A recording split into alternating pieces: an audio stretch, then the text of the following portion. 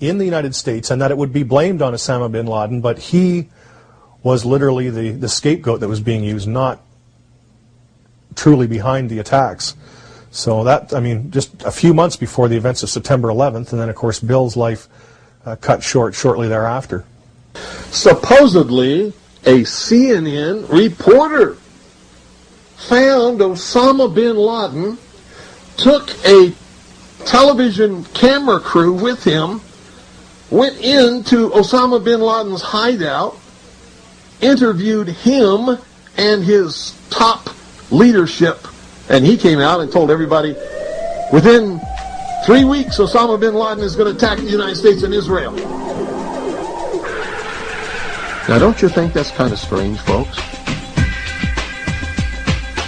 You see, because the largest intelligence apparatus in the world, with the biggest budget in the history of the world, has been looking for Osama bin Laden for years and years and years, and can't find him.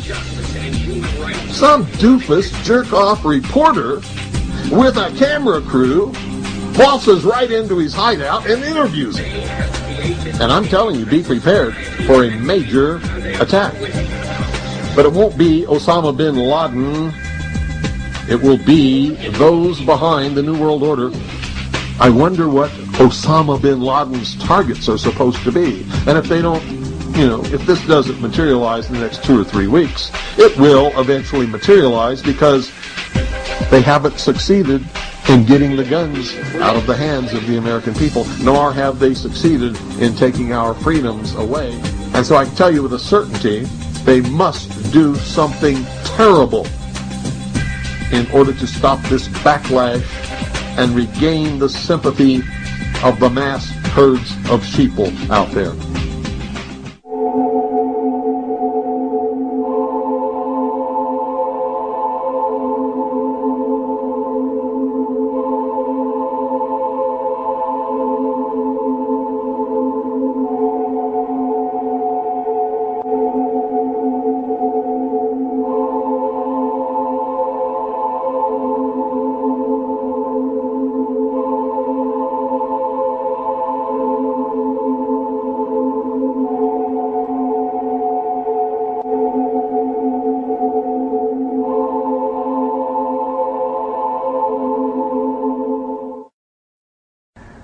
Bill heard the commotion out here, just the ruckus, because the noise that comes up the road, being so rough and stuff.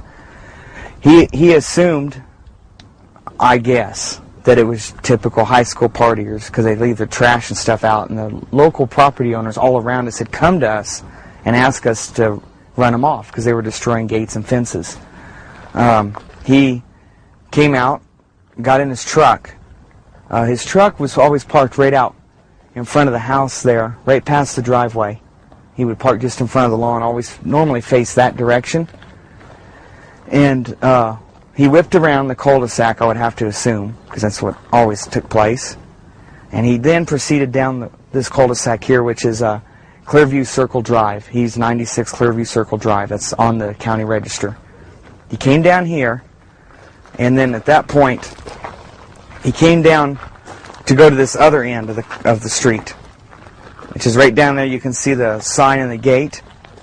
Okay, that's where they parked, and that was real common for the high school children and people making noise and throwing trash around and stuff to do. They would park down there.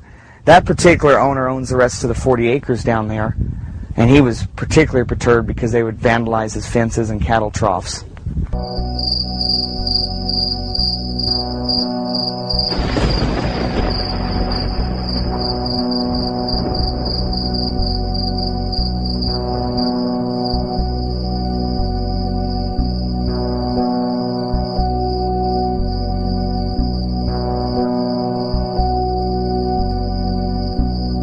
Bill proceeded up this road to this cul-de-sac here where the truck was parked. It was unmarked. No one was in uniforms.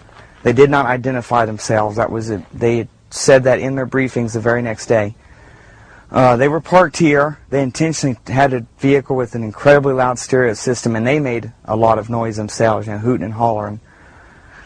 Bill came down and told them, this is based on the law enforcement people that told me this, that were involved that night, Bill told them if they didn't leave, he was calling the police, and they shunned him on. So he then turned around to go back to his home up there and call the police. Now, at that point, they were here, and he just basically turned right there, just out on this lot a little bit, and went on back. Right here out of this juniper was a spot. I was told by law enforcement officials that the first deputy came out right at Bill's truck, because he was cruising along slow, watching them more than likely in his rearview mirror, me knowing him very well, to make sure they didn't follow him back over there. He came out, and this is the point where Bill knocked him off surely with his arm, not ran over anything. That guy basically just landed on his butt because Bill hit the gas. So he made this little curve here, and this is where he stopped. At this point, according to law enforcement officials, from their briefing, and then plus people on site right then, when he stopped, one more person approached the vehicle, but not running.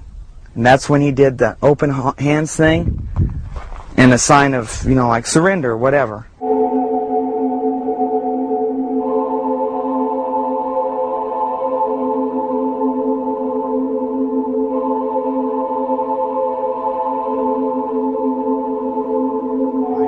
Here's where he hit up on the bank, just trying to avoid the vehicle that then came shooting up here, full bore, full speed, came ripping up the hill. So obviously the people at the end had communications with people down there on the road. Must have verified the Bill had turned around coming back to his house. So they came zooming up here in a vehicle. He's avoiding them. He comes up on this bank.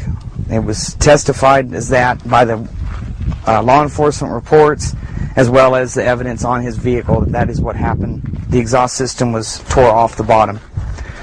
He then proceeded right there past the small elms and the driveway to the front of his yard.